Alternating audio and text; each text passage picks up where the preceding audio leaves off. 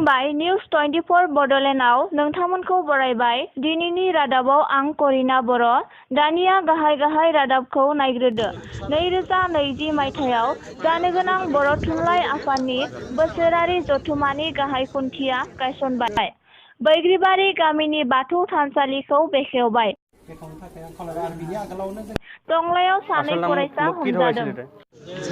फैबाय थानाय 2020 मायथाइनि 20-21 आरो 22 जानुवारियाव जानो गोनां बर' थुनलाइ आफादनि बोसोरारि जथुम्मानि गाहाय खुन्था गायसननाया दिनै गायसनजाबाय। उदालगुरि जिल्लानि खैराबारि दावहारु फोथाराव सानथामनि हाबाफारिजों खुंनो लानाय बे बोसोरारि जथुम्मानि गाहाय खुन्थाखौ गायसनो आसामनि मन्त्रि चन्दन ब्रह्म बिथाङा। बर'नि गुबै धोरोम बाथौ खान्थिजों आर'जनि हाबाफारि लाना खुन्थाखौ गायसननाय जायो होनना खौरांगिरि अनन्त बर'आ खौरां दैथायहरदों।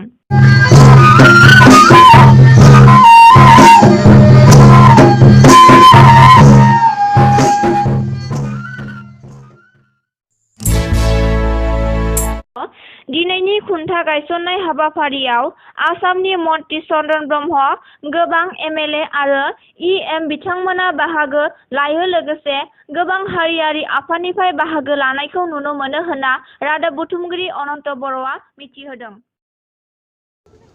बे हाबाफारियाव बर' थुनलाइनि फिरफिलाखौ बिरहोदो बर' थुनलाइ आफादनि आफादगिरि तरेन बर' बिथाङा। लोगोसे खुन्थि गायसननाय हाबाफारिजों मोनसे सावराय जथुम जायो। रायदाव आफादनि आफादगिरि लोगोसे बिटिसिनि इएम लोमसाव दैमारिनि दैदेननायाव। बे हाबाफारिखौ दैदेननाय जोंहा बड'लेण्डनि मानगेदेर इएम मिसि आरो बानजाय आफादनि आफादगिरि मानगोनां लोमसाव दैमारि बिथां, आसाम रायजोनि भारतीय जनता पार्टीनि मानगेदेर आफादगिरि मिसि रन्जित दास बिदा गेदेर।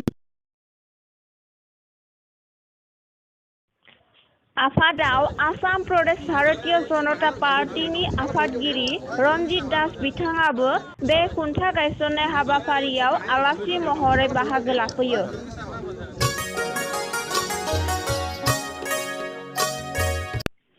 दिनैनि खुन्था गायसननाय हाबाफारिनि गेजेरजों बर' प्रेस ससियेल मिडियानो आफादगिरि तरेन बर' बिथाङा फोरमायोदि खुंनो लानाय बोसोरारि जथुम्मायाव मासबाद समितिनि एमएलए चरण बर' बिथाङा रायदाव आफादनो 1 लाख रां अनसुंथाइ होदों होनना लोगोसे गोबां अनसुंथाइ होगिरि बिथांमोननि मुंखौ आफादगिरि बिथाङा ससियेल मिडियानि सिगाङाव फोरमायो।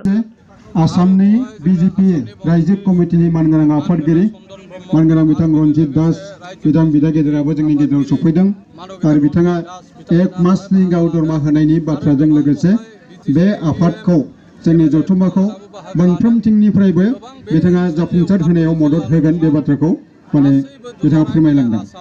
आं दा